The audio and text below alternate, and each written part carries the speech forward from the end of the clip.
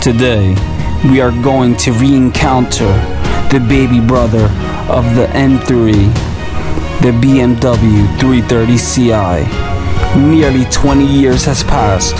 How has the legendary E46 endured the test of time, weather, and the brutality of a lead foot? It's quite simple. A cold-blooded car enthusiast who devotes oneself to maintaining such a machine. There's two types of women I have encountered in my life. The one that gives you a numb experience that does not need your attention. That's your Toyota Corolla. You see where I'm going with this?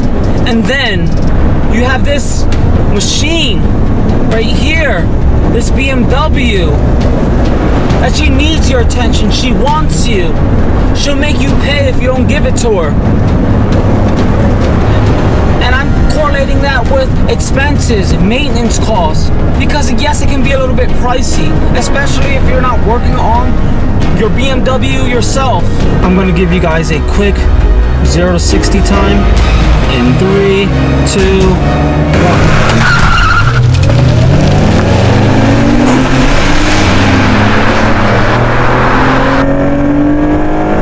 There she wrote 0 to 60. Could I have done better? Probably.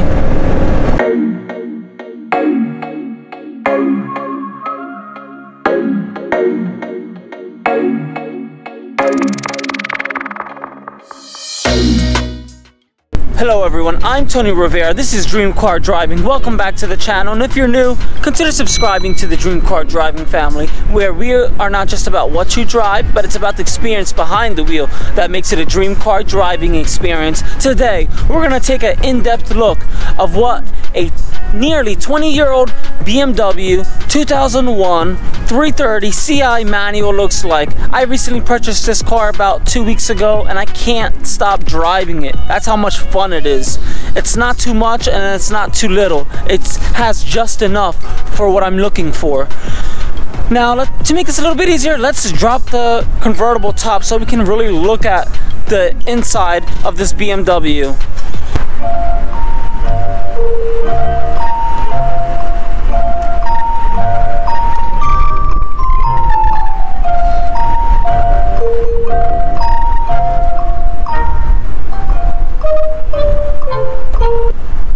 Entering the BMW 330 Ci, I really like the door handle because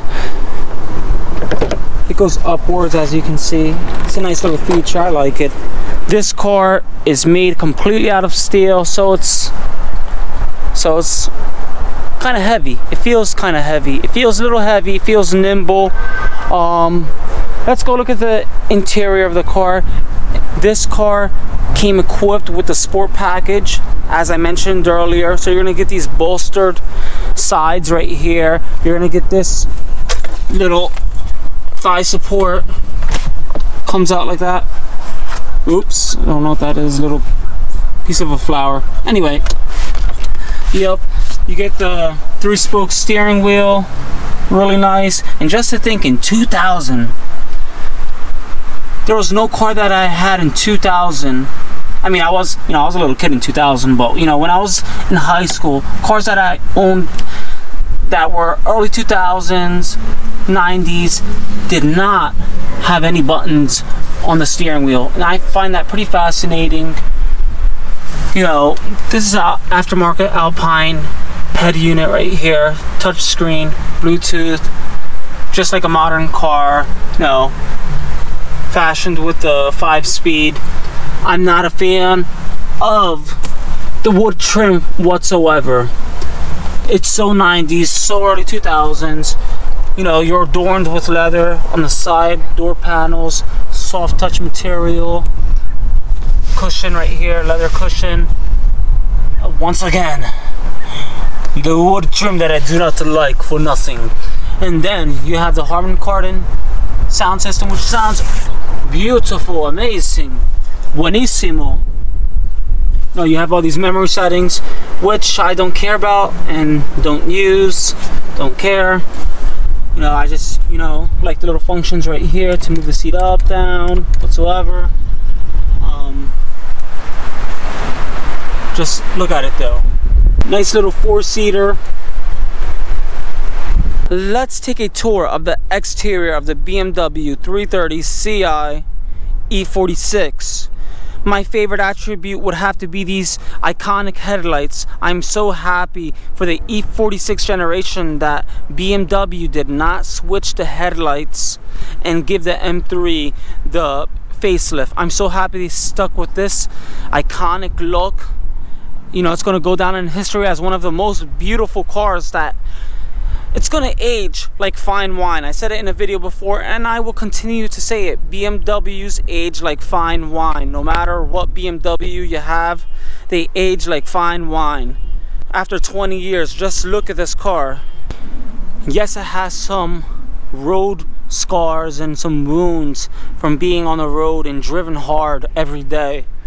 But this car, being owned by a car enthusiast before me, made me feel good at heart to purchase this car, and boy did I land a target. I got my money's worth with this car, because driving it nearly 1,000+ miles, no check engine lights or nothing, and we're talking about a car that has 130,000+ miles.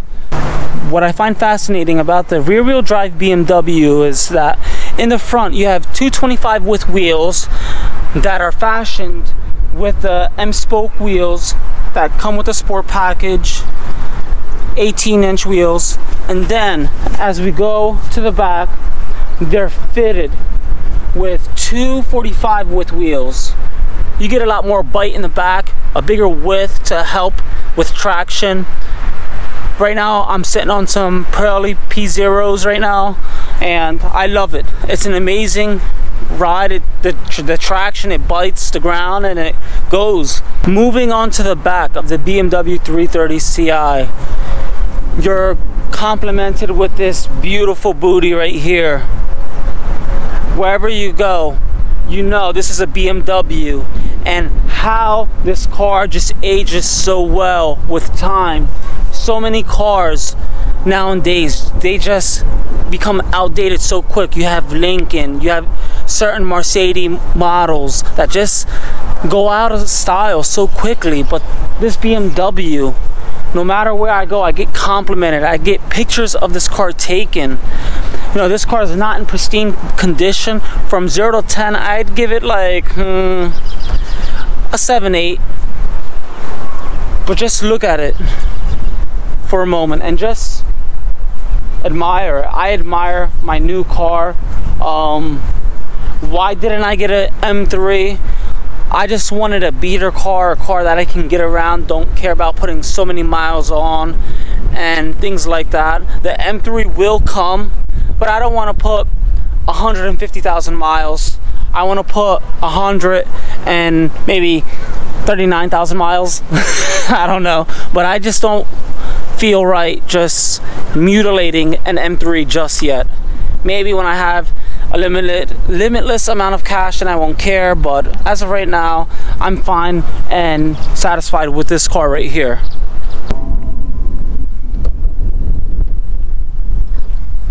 In the heart of the beast, we have the famous M54 B30 engine, which is the inline 6-cylinder 3-liter, 225 horsepower, some rated at 228, some rated at 231, but it's all around the same, you know, numbers. And then it has a torque of 214 pound-feet of torque.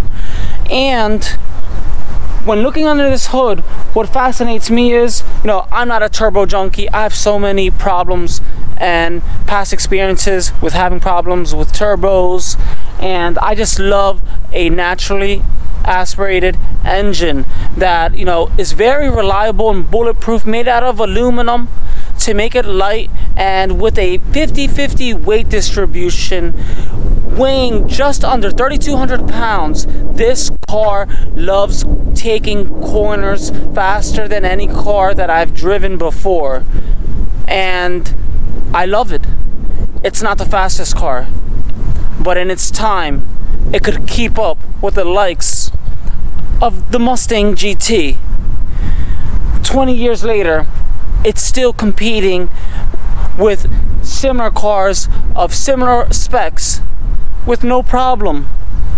But in an era such as the late 90s, early 2000s, this car was a menace to other performance cars. And this is not even an M3. Like I said earlier, my 2323 was dramatic. This has an attitude, and I could only imagine what to call the M3 when I get my hands behind the wheel. I'm Tony Rivera, this is Dream Car Driving, and I hope you enjoy your beautiful day wherever it's at.